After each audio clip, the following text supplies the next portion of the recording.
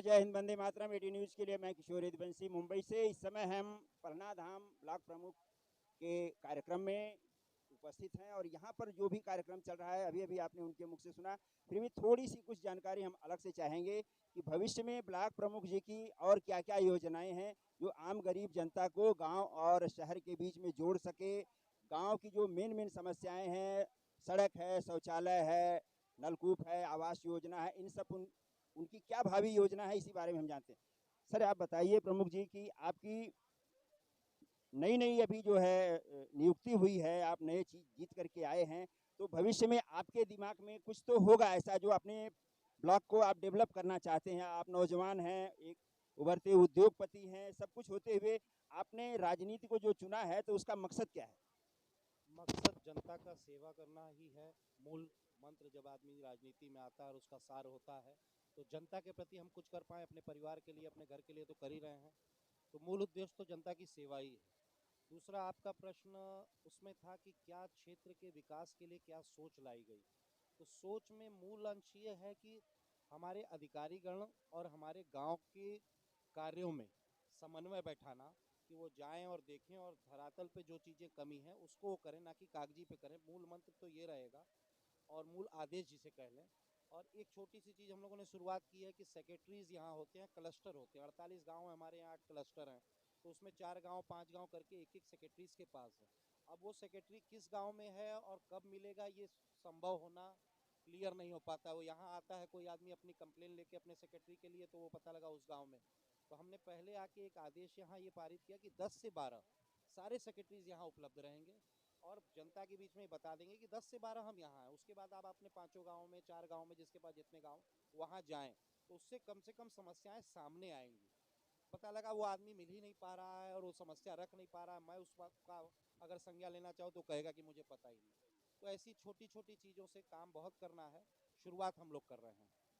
Main एक समस्या जो है हर ग्रामीण की एक शिकायत ये है कि उसका ग्राम प्रधान जो है सही ढंग से काम नहीं करता है।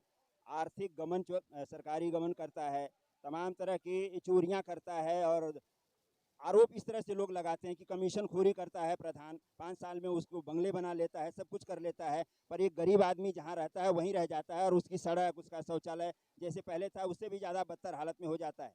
इसके पीछे क्या वजह हो सकती मैं थोड़ा इस पे कटु बोलूंगा कि वो प्रधान अपनी लॉटरी निकाल के नहीं आया, वही जनता ने उसे वोट दिया। वोट की नीयत जब गलत होती है तो गलत चरित्र का आदमी उस कुर्सी पे बैठता है और फिर भोगना पड़ता है उसको, और वो सरकार को दोषी बनाते हैं। तो एक तरफा इस बात को तो नहीं कहा जाएगा और ना ही ये जायज़ है कि वो बेईमानी चोरी करे, ये भी बात सही।